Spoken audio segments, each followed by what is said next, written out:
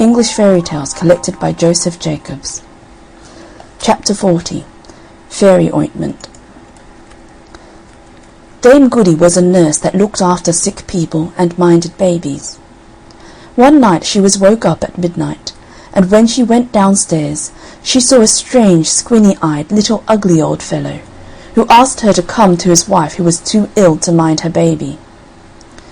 Dame Goody didn't like the look of the old fellow, but business is business, so she popped on her things and went down to him, and when she got down to him, he whisked her up onto a large coal-black horse with fiery eyes that stood at the door, and soon they were going at a rare pace, Dame Goody holding on to the old fellow like grim death.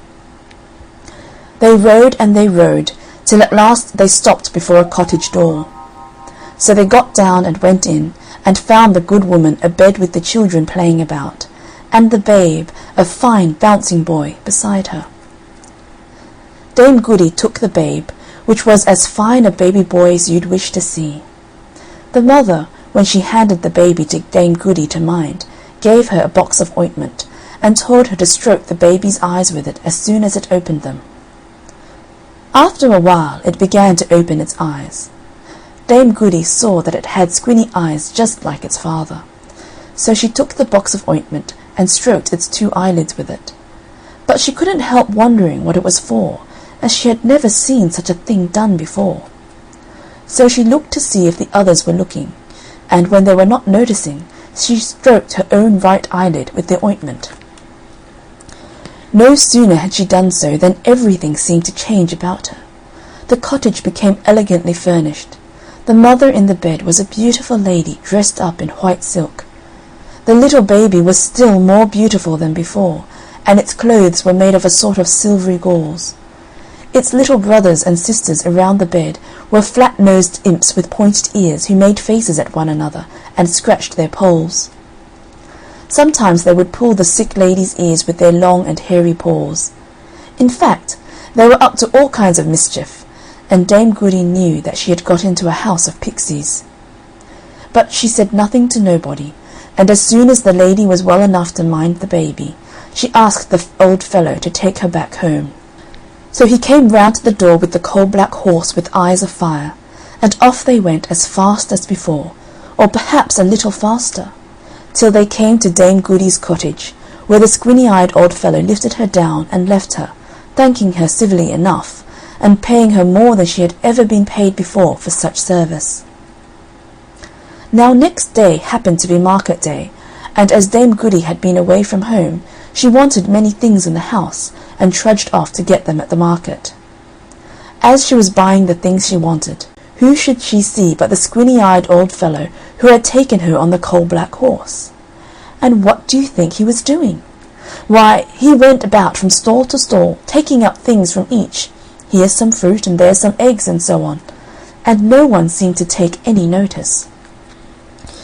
Now Dame Goody did not think it her business to interfere, but she thought she ought not to let so good a customer pass without speaking.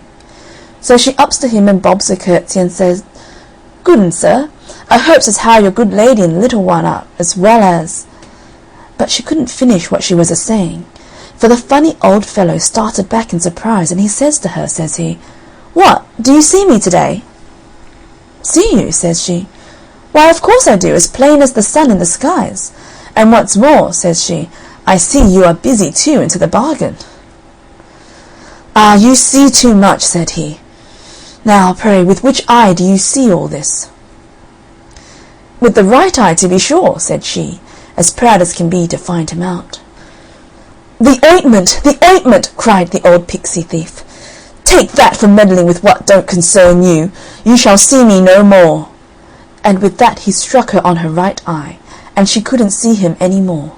And what was worse, she was blind on the right side from that hour till the day of her death.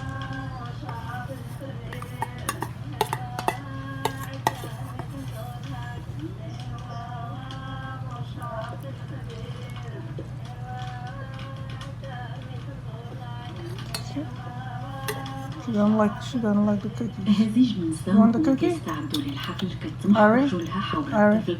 عروس لحفل بدعوات ليه بالشفاء ومباركة لعملية الختان واحتفاء مكانته بين رجال القبيلة.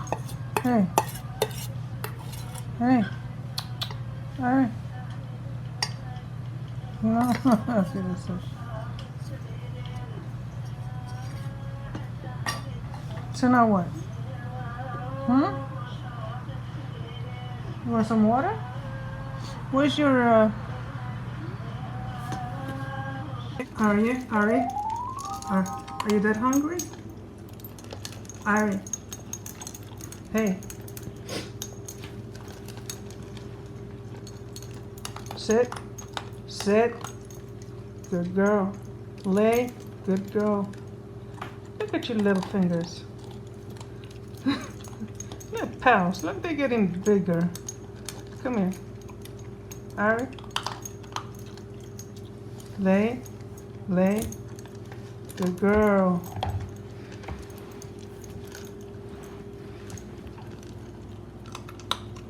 Are you really that hungry? It's 2 in the morning.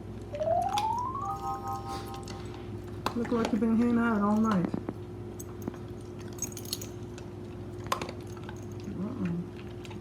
She can eat.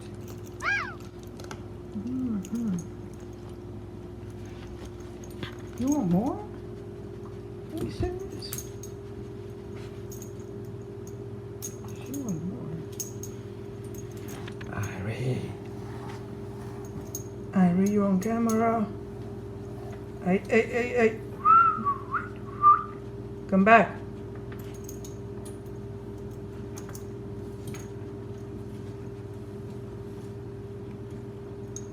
Hey! Come here! Good girl.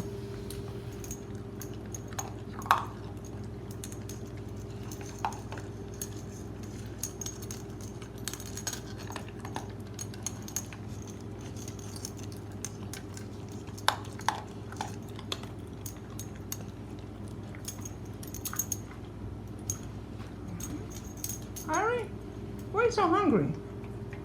You're eating for 2 people. I'm just a puppy.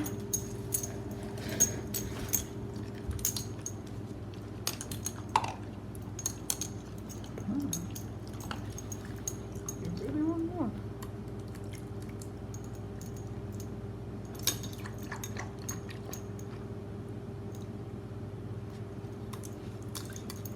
Just trying to get the ice. دي أقلك رجلك في الماء وعينك في السماء. ماشي. Irie, what are you doing? Hey, what are we gonna do now? Irie, we're going back to your crate. Crate, no, crate, crate. Hey, crate. Yes? We're going back to crate. Irie, hey, where are you? Come here, little munchkin. What you doing over there? Hey! Munchkin. Hey, what you doing? What you doing, Irie? يا ودي يا ربي ما تكونش تتبولي. Nope. Good girl. Alright. Time to go to bed now. Uh-oh. Uh-oh. Uh-oh. Uh-oh. Uh-oh. Boom, boom, boom, bam, boom, boom, boom, boom. Irie, my love, Irie. You ready? Okay. My baby's ready. Are y'all ready?